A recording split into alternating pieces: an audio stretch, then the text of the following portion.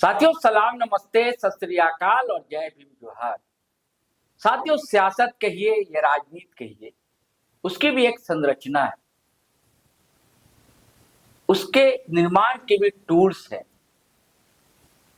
अभिव्यक्ति के भी मुहावरे, अंदाज, तेवर, कहीं सहजता है, स्वाभाविकता है, कहीं एग्रेशन है, कहीं गुस्सा है, आक्रोश है, कहीं भावुकता है। संवेदनाओं की अलग अलग परतें।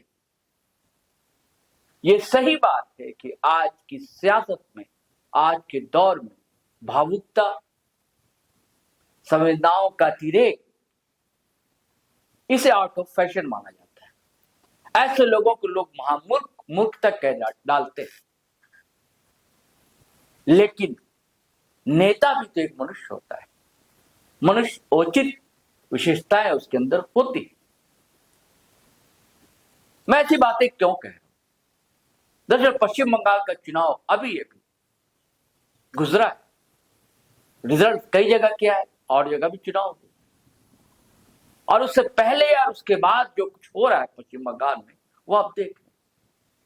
उनमें राजनेताओं की कितनी भूमिका है, कितने रोल, इससे भी आप वाकिफ हैं।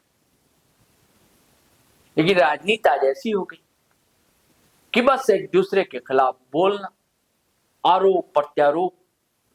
हर नेता अपना रिपोर्ट कार्ड देने से घबराता है, बौखलाहट है, पता नहीं कैसे। मुजफ्फर वारसी समझौता शायर का नाम है, समझौता ही नाम का एक शेर है दोस्तों। औरों के ख्यालात के लेते हैं तलाशी, औरों के ख्यालात के लेते हैं तलाशी, वो अपने गरेबान में झांका नहीं।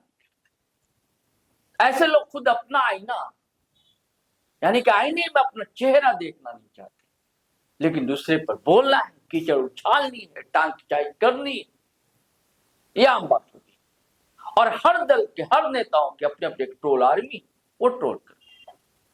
मैंने पश्चिम बंगाल का जिक्र किया। आप याद कीजिए 1977 से लेकर आज तक भारतीय जनता पार्टी रगड़ खा रही थी।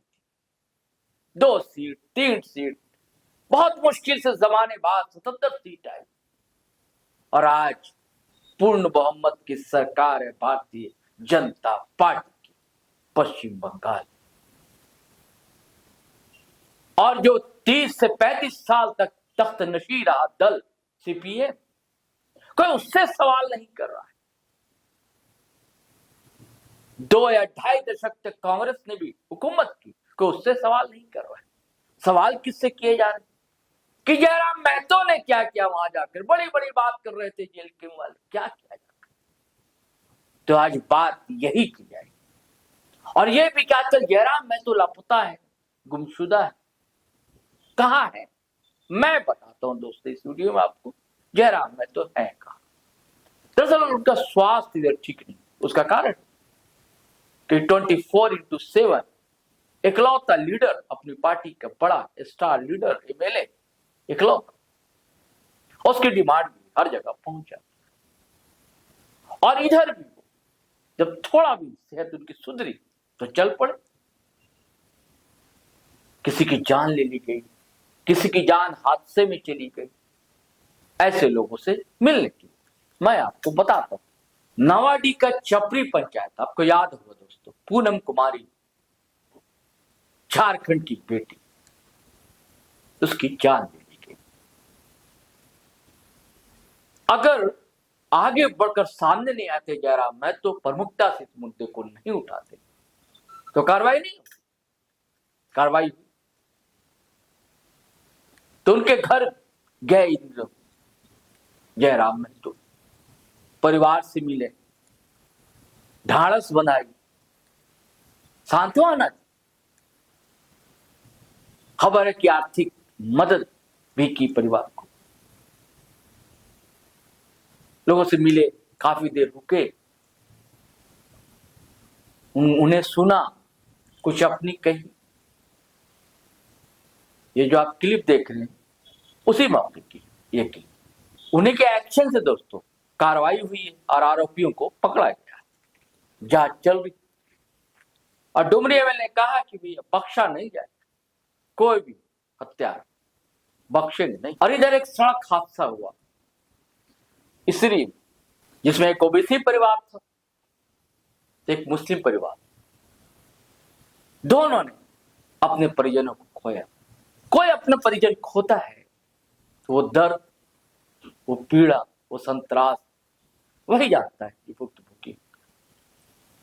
इन ऐसे अवसरों पर जाना, उनके साथ खड़े होना उन्हें हिम्मत देता है, हौसला देता है। और आपको पता है कि जयराम मैं तो चूकते नहीं, कहीं भी ऐसी घटना हो, दुर्घटना हो, हादसा हो, मौत हो, वहां पहुंच जाते। तो यहां भी पहुंच गए, लोगों से मिले जुले, बैठे, बातचीत की, उनकी हिम्मत बढ़ाई, हौसला बढ़ाया। और खबर यह कि यहां भी उन्होंने कुछ आर्थिक सहयोग भी दिया है। ये जो क्लिप आप देख रहे हैं उसी वक्त की। अब मैं बात करता हूं दोस्तों पश्चिम बंगाल चुनाव। कई सवाल उठ रहे थे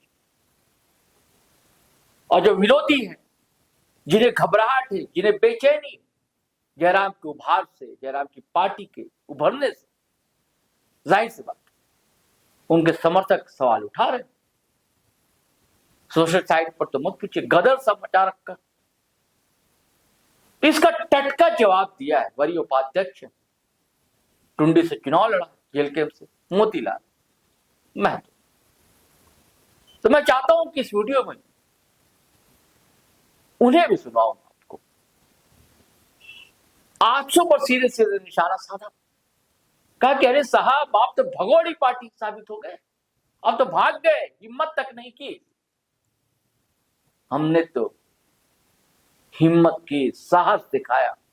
नई नवेली पार्टी ने 2 जगह उम्मीदवार खड़े, उसके बाद सारे सवालों के करारा जवाब उन्होंने दिए।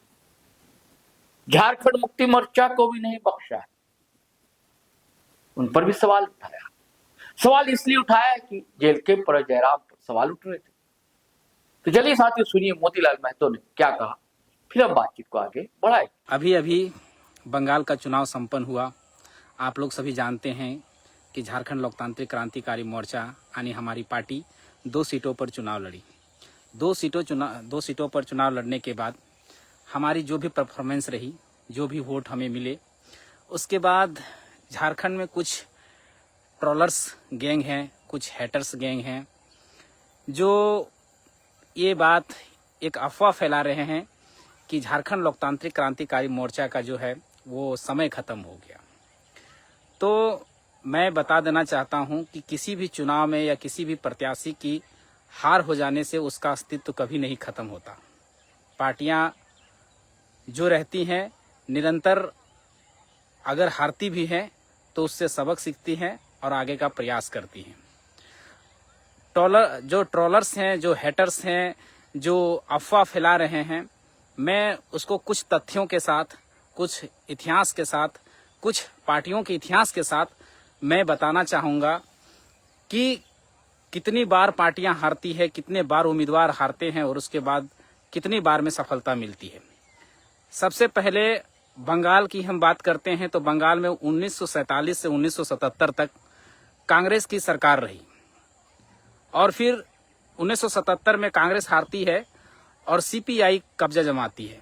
सीपीआई 1977 से 2011 तक शासन करती है। यानी अभी तक के इतिहास में, अभी तक नहीं, दूसरे बार हो गया, क्योंकि सबसे पहले जो कार्यकाल रहा ज्योति बासु की कार्यकाल रहा, जो लगभग सीपीआई ने लगभग 28 साल शासन किया। 28 साल शासन किया सीपीआई 1977 से 2011 तक। तो सीपीआई का कार्यकाल रहा। सीपी के बाद तृणमूल कांग्रेस आई और तृणमूल कांग्रेस ने 2011 से 2026 तक शासन किया। ये रहा इतिहास। अब इतिहास सीखने वाली, इससे सबक लेने वाली ये बात है कि जो कांग्रेस पार्टी 1947 से 1977 तक शासन की और एक टाइम हार गई तो दोबारा शासन पे नहीं आ पाई। और आपको बता देना चाहते हैं कि वही कांग्रेस आज बंगाल में मात्र 2 सीटें जीत पाई है। कांग्रेस जो 1947 से 1977 तक शासन की बंगाल में, आज उसकी स्थिति ये है कि वो 2 सीटें जीत पाई। जो 1977 से 2011 तक शासन किया सीपीआई, वो सीपीआई पार्टी आज बंगाल में सिमटकर 1 सीटें जीत पाई, मतलब 1 सीटें जीत सकी। जिसने 28 साल से जिस पार्टी ने शासन किया, उसकी स्थिति ये हो गई कि 1 सीटें जीत पाई। और जो तृणमूल कांग्रेस, जो 3 बार 4 बार का जो जिसका शासन रहा, 2011 से 2026 तक जिसका शासन रहा, वो भी सत्ता से उखाड़ दी गई और जहां तक उसकी है जो 80 सीटें सिमट कर रह गई। जो 294 सीटों पर, 243 सीटों पर चुनाव लड़ी, वो रोजा के यहां तक पहुंची। मेरा कहने का मकसद ये है कि जेएलकेम का 2 सीटों पर हार उसका अस्तित्व से नहीं जुड़ा जा सकता है। सबसे पहले ज्यादातर आंसू के जो पेड़ वाले हैं, जो जिसका काम है हेट करना, जिसका जो जेएलकेम पार्टी है उसके बारे में गलत सलत अफवाह फैलाना, मैं सबसे पहले उनको उत्तर दे देना चाहता हूं।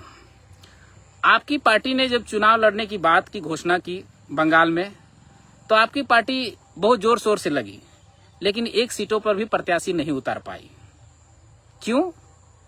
आप तो मैदान छोड़ के भाग गए। हम लोगों ने तो फिर भी सामना किया, आप तो मैदान ही छोड़ के भाग गए।